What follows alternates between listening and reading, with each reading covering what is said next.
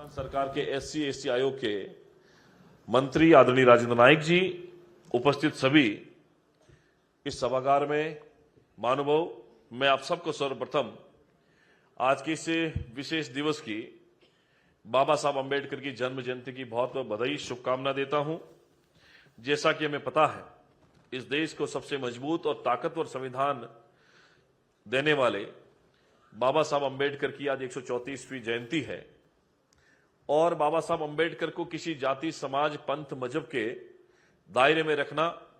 मैं ठीक नहीं समझता हूं, क्योंकि बाबा साहब हम सबके हैं। ये ना किसी पार्टी के हैं, जाति के हैं, ये उस प्रत्येक देशवासी के हैं, हिंदुस्तानी के हैं जो भारत की लोकतंत्र में आस्था रखते हैं। प्रधानमंत्री मोदी जी के नेतृत्व में भारत के इस लोकतंत्र को मजबूत करने का काम चल रहा है। उसमें राजस्थान के अंदर भी माननीय मुख्यमंत्री जी के नेतृत्व में समाज के वंचित, शोषित,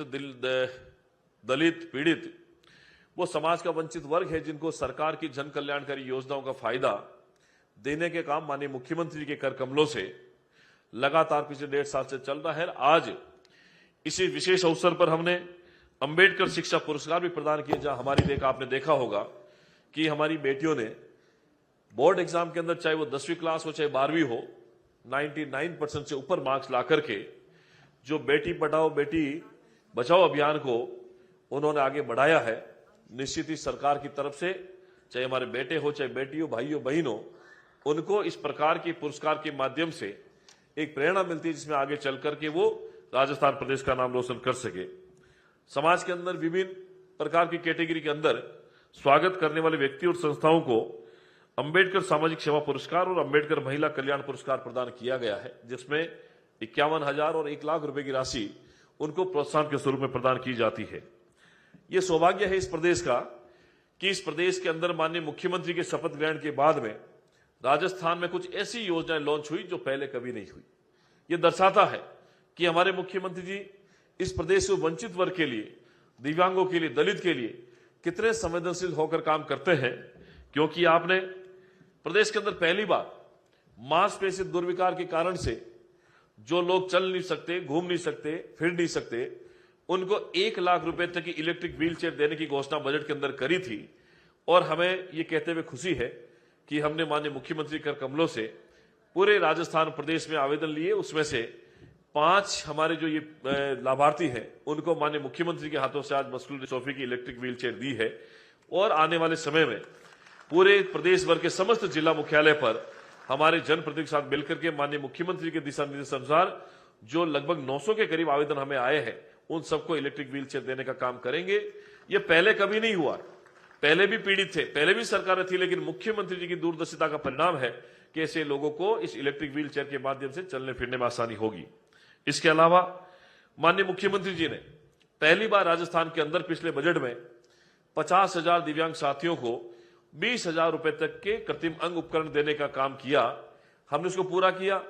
और इस बार माननीय मुख्यमंत्री बजट में इस संख्या को बढ़ा करके 1 लाख कर दिया है और आने वाले समय में 150 करोड़ का प्रोविजन इस कृत्रिम अंग उपकरण के लिए रखा है। तो मैं चाहूंगा कि आप सब लोग ताली बजाकर माननीय मुख्यमंत्री का स्वागत करें कि 20,000 तक के उपकरण जो सुन नहीं सकते, बोल नहीं सकते, बैसाखी और साइकिल वगैरह जितने भी उपकरण होंगे वो माननीय मुख्यमंत्री के निर्देशानुसार प्रदान की जाएंगे। एक और महत्वपूर्ण योजना जिसके अंदर मुख्यमंत्री आयुष्मान बाल संबल योजना का आपने लॉन्च किया था पिछले दिनों, आज हम उसकी भी लाभार्थियों को प्रति महीने 5,000 रुपए जो आर्थिक सहायता आपके द्वारा दी जाएगी और इलाज 50 लाख रुपए तक का मुफ्त राजस्थान सरकार की तरफ से मुख्यमंत्री जी के निर्देश में होगा, उसके भी लाभार्थियों को आज हम वो 5,000 रुपए प्रति माह के चेक वितरण करने का कार्य कर रहे हैं। इसके अलावा हमारे SC ST के उद्यमों को औद्योगिक भूखंडों के आवंटन पत्र का भी माननीय CM साहब के हाथों से वितरण होगा। और इसके साथ ही आपने जो बजट के अंदर घोषणा करी थी one time settlement scheme OTSS, जो हमारे SC ST OBC EWS सफाई कर्मचारी दिव्यांगजन को संबल प्रदान करने की दृष्टि से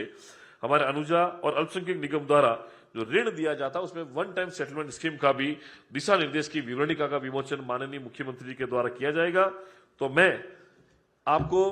ये कहते हैं और खुशी है कि जब 2023 के विधानसभा चुनाव से पहले हमने हमारी भारतीय जनता पार्टी के संकल्प पत्र में एक वादा किया था कि अगर हमारी सरकार बनेगी हम अंबेडकर जी के तीर्थ स्थानों को पंचतीर्थ योजना को शुरुआत करेंगे और आज माननीय मुख्यमंत्री जी के कर कमलों से हम बस को रवाना करके हमारा एक और वादा पूरा कर रहे हैं। मैं माननीय मुख्यमंत्री का किन शब्दों में धन्यवाद प्रकट करूं कि आपने जो जो वादे हमारी चाहे पार्टी ने किए हो, चाहे सरकार बनने के बाद आपने किए हो, पिछले 1.5 साल में लगभग वो सारे वादे हम लोग इसी वित्तीय वर्ष में एक तय समय में कर पा रहे हैं। इसलिए आपकी संजीदगी, आपकी शालीनता और आपका जो जनता के प्रति प्रेम भाव है और आपके किए हुए वादों को पूरा करने का आपने दृढ़ निश्चय किया है, इसीलिए आज राजस्थान पूरे देश के अंदर आर्थिक मामले के अंदर, विकास के मामले में नंबर 2 की पोजीशन पर पूरे देश के अंदर है। ये हमारे लिए सौभाग्य की बात है और बहुत बड़े सपने माननीय मुख्यमंत्री के प्रदेश को आगे बढ़ाने के लिए तो मैं